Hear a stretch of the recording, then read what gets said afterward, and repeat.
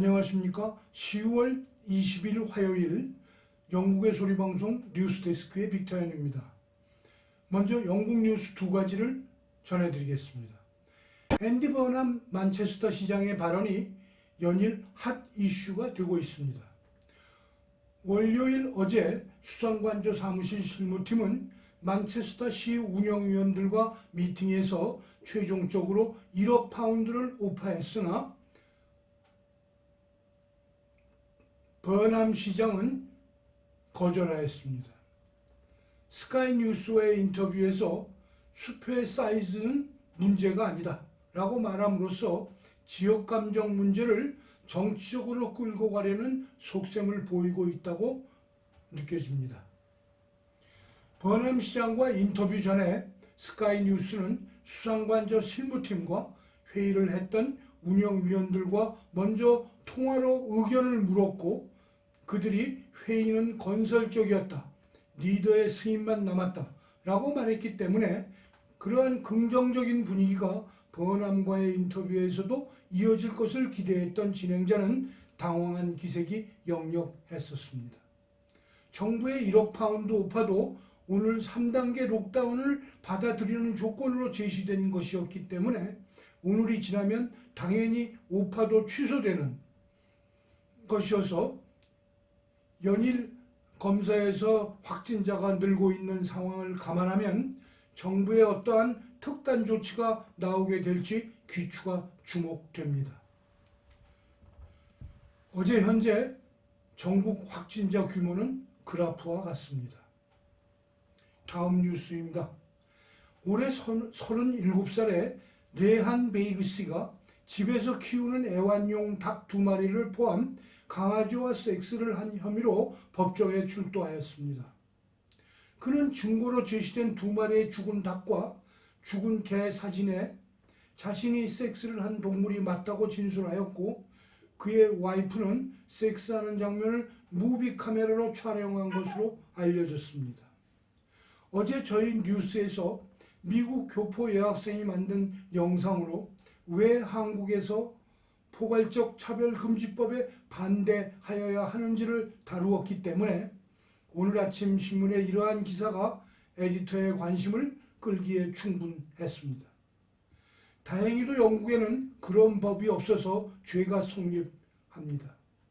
판사는 베이그 씨에게 상대적으로 박탈감을 주고 섹스의 도구로 악용한 인간으로서 경고를 받아야 마땅하다. 정상적인 사람들은 구토를 일으킬 일이다 라고 말하고 3년의 징역형과 이름을 성폭행자 명단에 평생 동안 올려놓으라고 언도하였고 자신은 모르는 일이라고 변명한 부인에게는 6개월 징역의 집행유예를 선고하였습니다. 오늘도 어제에 이어서 미국 교포 여학생이 만든 영상의 일부를 보여드리도록 하겠습니다. 동성애자들은 동성애에서 끝나는 것이 아니라 나중에는 더 큰 성적인 욕구를 충족하기 위해 동물학대뿐만 아니라 더 무서운 것은 아동과 성행위를 하는 아동 성애자들이 된다는 것입니다. 이 사실을 전 세계가 깨닫게 된 중요한 사건이 있었습니다. 미국에는 수간처벌법이 존재합니다. 즉, 동성애는 자유지만 동물과 성관계를 맺으면 처벌을 받는다는 거죠. 근데 이 법이 생긴 이유에는 의외의 사연이 있습니다. 케네스 피니언이라는 백인 동성애자 남성이 더 큰 동성애 성적 쾌락을 느낄 목적으로 남자 말이랑 동성애를 하다가 그의 장기가 터져 죽게 됩니다. 이런 케네스 피니언의 죽음으로 인해 사람들은 동성애와 동물 성애 간의 밀접한 관계를 깨닫고 미국 검찰을 총동원하여 동물과 성관계를 맺는 남자들의 신원을 추적하게 되는데 그들은 동물 성애를 뛰어넘는 더 충격적인 결과를 발견하게 됩니다. 동물과 성관계를 맺은 남자들을 추적해본 결과 다수가 아동 성폭행을 가한 아동 성애자들이었습니다. 결국 미국의 수간처벌법은 아동 성폭행을 예방할 목적으로 생긴 것이었으며 이 한 가지 사건을 통해 미국 정신의학자들과 일반 국민들은 동성애, 수간, 그리고 아동 성애가 굉장히 복잡하게 연결되어 있다는 것을 깨닫게 된 것입니다. 근데 이런 범죄가 우리나라 대한민국에서도 지금 벌어지고 있습니다. 이 노란색 광고 전단지는 시내 전봇대에 빈번하게 붙어 있던 것인데 그 중에 하나를 사진으로 찍은 것입니다. SM 섭구함, 바텀 섭구합니다 라고 적혀 있는데요. SM은 Sadist Masochist의 줄임말로 동성애만 하는 것이 아니라 상대편을 아프게 해야만 만족하는 동성애자들을 뜻합니다. 섭은 Submission의 줄임말로 노역하다를 의미하고 바텀은 남자끼리 동성애를 할 때 여자 역할을 하는 사람을 뜻합니다. 틱톡 8780 연락수단뿐만 아닌 본인의 신분까지 공개하고 있는데요. 더 충격적인 것은 맨 하단에 적혀있는 글귀입니다. 초보 가능, 어린 분 가능.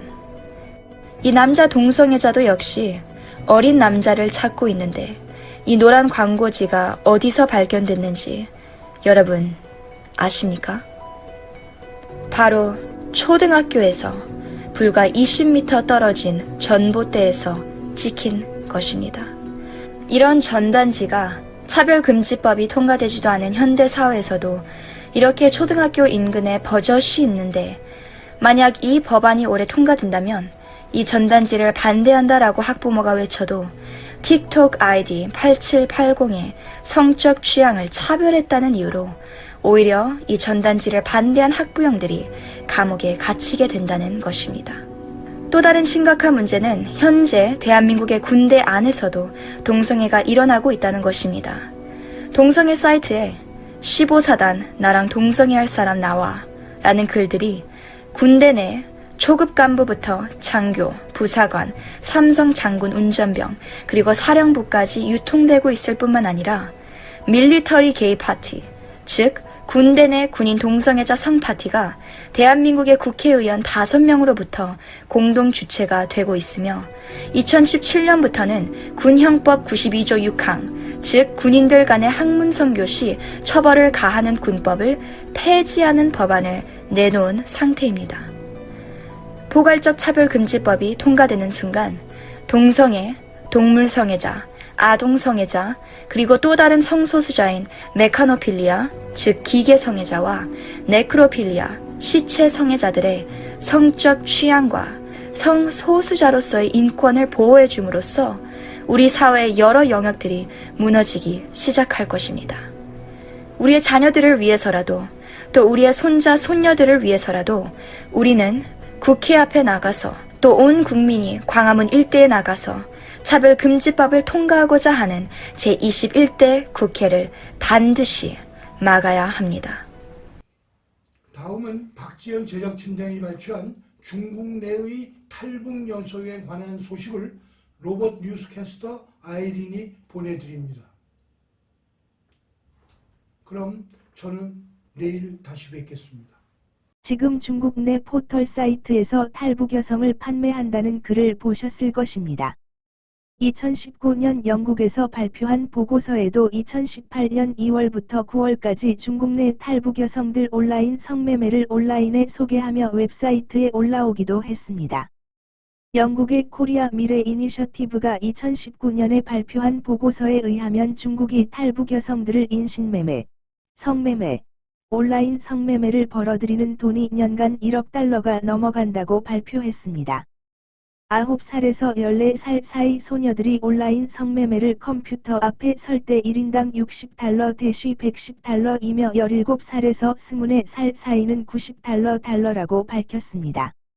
온라인 생방송에 들어오는 숫자는 전 세계적으로 7억 7,200만에서 3억 4,400만 명이 중국에서 온라인 성매매에 참여한다고 합니다. 분노와 함께 두 주먹을 꽉 잡는 순간입니다. 2014년 박근혜 대통령은 중국과 한국인들을 보호하는 영사협정을 맺었는데 아마도 대한민국이 탄생하여 처음으로 나온 영사협정이 아닌가 생각합니다. 박근혜 대통령과 반기문 유엔 사무총장의 참석을 앞두고 중국에서는 환영의 분위기가 무르익고 있다고 합니다. 중국 네티즌들이 부르는 애칭까지 있다고 하는데요. 소개를 좀 해드릴까요? 먼저 시진핑 중국 주석의 애칭은요, 시다다라고 합니다. 시다다가요, 시진핑 아저씨라는 뜻인데요. 이 시다다라는 표현에 맞춰서 박근혜 대통령은 이렇게 부른다고 합니다. 펴오다제라고 부르는데요. 박근혜 큰 누님, 이런 의미라고 합니다. 그리고 반기문 유엔 사무총장은 어떻게 부를까요? 하오펑요, 이렇게 부른다고 하는데요. 좋은 친구다라는 뜻이라고 합니다. 이렇게 애칭까지 부르면서 친근함을 보이고 있습니다.